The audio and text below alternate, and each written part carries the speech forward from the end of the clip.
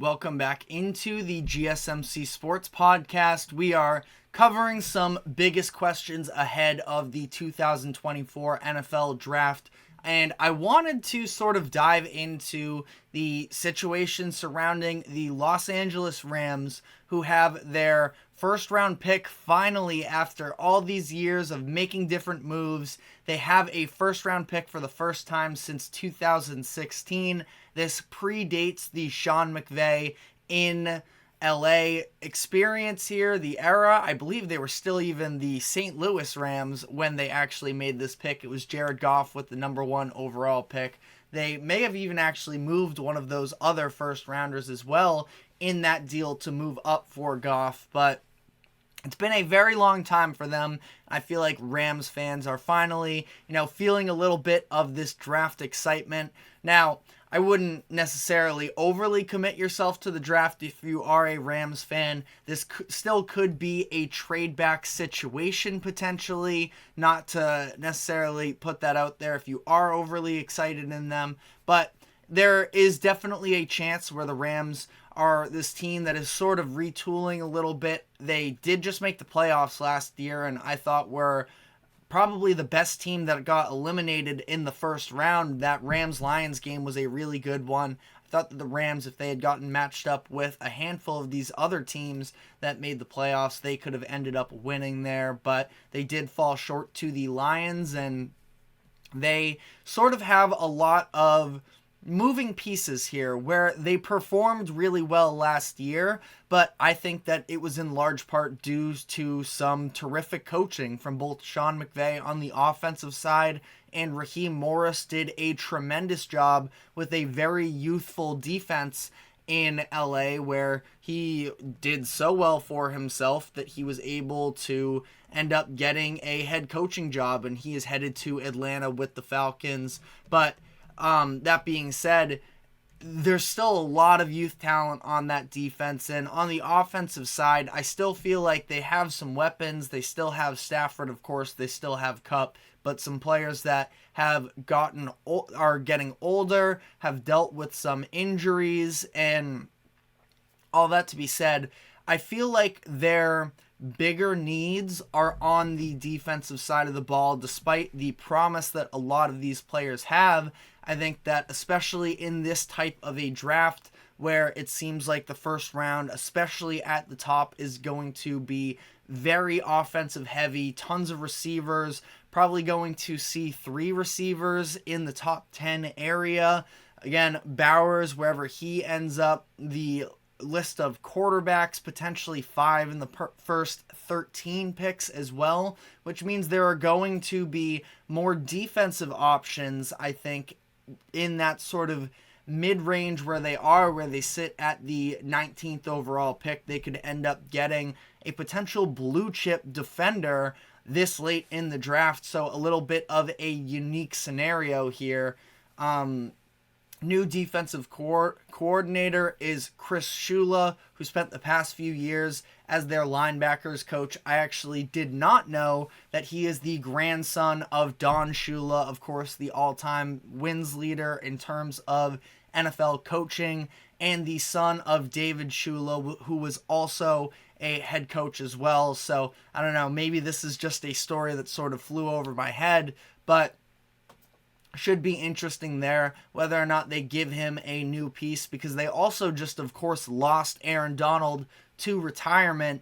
And I know that McVay has been with the Rams his entire head coaching career here in LA, and because of the fact that Donald has won multiple Defensive Player of the Year awards during his tenure, that sort of defensive impact player hasn't necessarily been something that McVay has had to overly concern himself with, and that is something that they could definitely benefit from addressing. But it also sounds like there are some rumors that McVay finally, with this little bit of a, I call it a golden opportunity, even though having a first round pick isn't typically that uncommon for NFL franchises, but for the Rams it has been, and McVay finally has a first round pick for the first time in his Rams career here.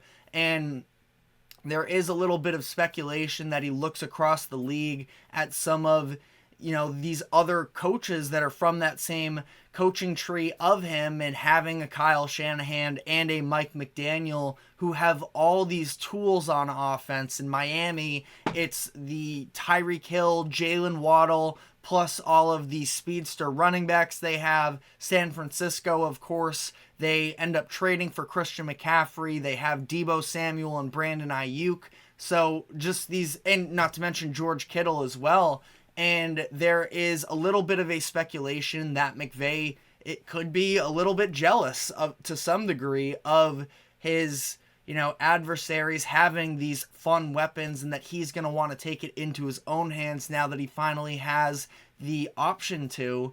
And Peter Schrager of, I believe he's with Fox and NFL Network, he put out a report a couple days ago, and he said that something of a guarantee is that if the Rams do stay put with that 19th overall pick, that he will end up drafting an offensive player. You would have to imagine they would probably lean in a receiver option at this point.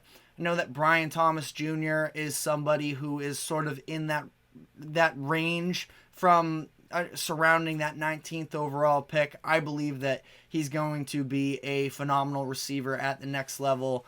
Brock Bowers, again, I talked about the fact that I think there is a lot of variance as to where he could get drafted. He seems like somebody who would be a perfect fit in a Sean McVay system. So definitely a lot of questions here as to how this is all going to play out. But I do believe that this is one of the more intriguing storylines in the draft because of the fact it's just an unknown. How does Sean McVay manage the draft when he has a first-round pick?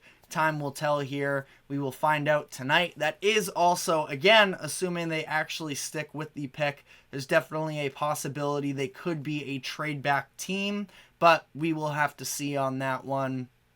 Another thing I'm very curious in is what the wide receiver market, not from a draft standpoint in terms of prospects, but some of these star wide receivers who have sort of been unhappy in their contract negotiations throughout the offseason. We've had T. Higgins formally request a trade. We've had Brandon Ayuk supposedly not do so according to his agent, even though on social media he's posting these cryptic messages, he's unfollowing the 49ers, all of this sort of next generation subliminal shots at the team. It's clear that he wants a new contract extension as well. A.J. Brown probably a little bit more of a long shot in this scenario, but has also expressed some frustrations at times with the Eagles, and they just paid Devontae Smith.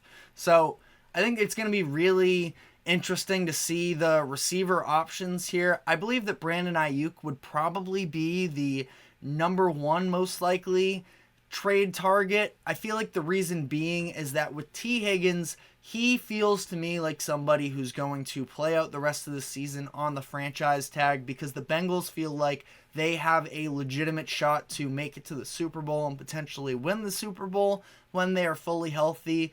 And I feel like the value for Higgins just isn't there to the likes of an Ayuk, where maybe it's a second round pick for Higgins. I can't imagine you're going to get a first round pick.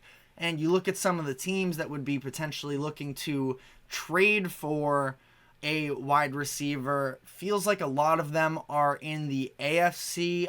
The Bengals probably aren't going to be willing to give up T. Higgins to a team like the Chiefs or the Bills and end up actually hurting their own postseason chances. So that feels like a little bit of a long shot to me. But Brandon Ayuk is really the name that I think is the most interesting because of the fact that, again, hasn't formally requested anything, but has definitely put out hints that he wants out of San Francisco if they're not going to pay him. And Ayuk is somebody who I do think could get a lot of value, a potential first round pick. I mentioned it in our production meeting here at the GSMC Sports Network. We have a 49ers fan on the in the crew, and I mentioned that if the Patriots could end up getting Ayuk for that early second round pick, I would be all in for that. Now, it would probably take more than just I think it's going to be something along the lines of the 35th overall pick, but that I would be all for that. Maybe you throw in a later draft pick as well. And he laughed in my face because he made a good point that if they're going to make a move, they're probably going to want to get one of these first round talents, because if you're moving off of Ayuk, and sort of similarly to the Bengals situation, you have a team that believes they are right on the doorstep of winning the Super Bowl. They, like the Bengals, have made a Super Bowl in the past few years, but came up just short. And I feel like for them, they are probably also going to be along the lines of, let's just throw out our best possible roster for next season and try and win this thing. But there is also a level of, I believe that Ayuk could get them legitimate draft capital more so than Higgins could. Higgins, coming off of a down year, was dealing with injuries. He only played in, I believe it was 10 games. It was 11 games or 12 games that he played in, last season, and had career lows in yards and touchdowns. So I do think that Ayuk would be a more likely candidate to get moved. One of the sort of popular rumors and connections is the idea of him potentially getting traded to Buffalo. The Bills, of course, just traded Stephon Diggs earlier this offseason. They lost Gabe Davis in free agency. And as much as they have Josh Allen and they feel confident that they can sort of roll out with whatever receivers really, and Allen is now at the point in his career where he is good enough that he can overcome maybe a little bit more of a lackluster receiving group, almost a little bit on a similar sort of path such as Patrick Mahomes just did. Of course, Mahomes has Kelsey, who is better than, at this point, not 100% locked in, but the version of Kelsey that he's gotten in the post-Tyreek Hill era is better than anything that Josh Allen has had, even still, after losing debatably the best receiver in the league in Tyreek Hill. So it's interesting. The Bills have to address that receiver position, and it's probably going to be in the first round. Now, whether that is taking a receiver themselves or making a move for Ayuk, that is still to be seen. If I were the Bills, I would definitely be interested in it.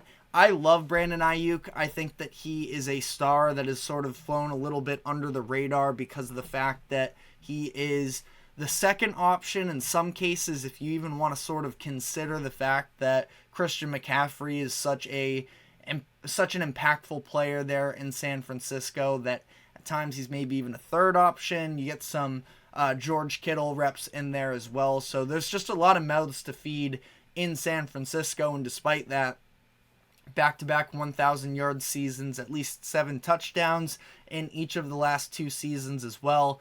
So I just think that he is going to be a very valuable player for the next handful of years, and whether or not that is in San Francisco is still to be seen. But let me know what you think the Bills should be looking to do here, and whether or not you think any of these wide receivers are going to get moved. But that is all the time we have on this segment. We're now going to be switching gears to some NBA talk. We're going to be taking a quick break here, and when we come back, we're going to be diving into the Miami Heat pulling off the shocking upset over the Boston Celtics last night. So stick with us, and we will be right back.